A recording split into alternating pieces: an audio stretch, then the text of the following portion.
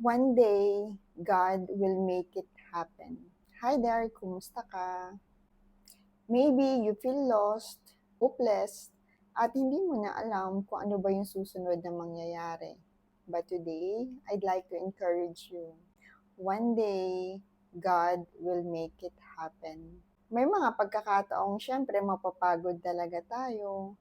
We've been waiting for so long at wala pa rin yung sagot.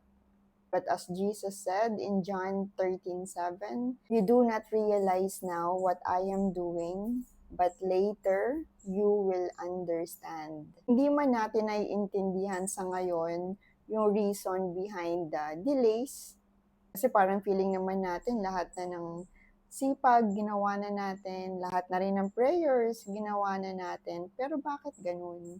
Bakit parang ang tagal pa rin? Bakit parang tahimik pa rin si Lord? Bakit parang walang pag-usad yung mga pangarap ko?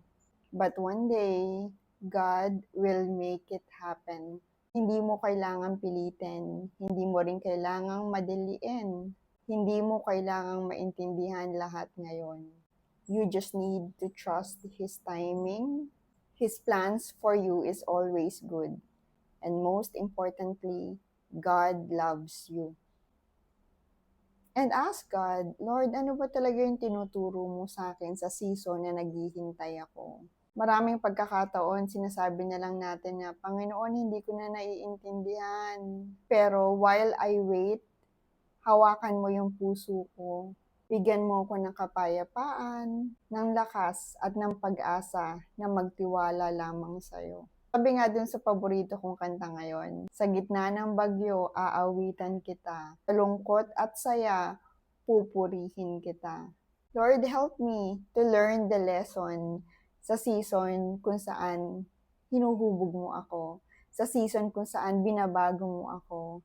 Tulungan mo akong, kaya kapit lang tayo, dasal pa tayo. Kapag dumating na yung one day mo, you'll just look back and say, Lord, thank you ha. Kaya don't give up. Makikita mo pa ang kamangha-manghang bagay na ginagawa ng Diyos sa sitwasyon mo ngayon.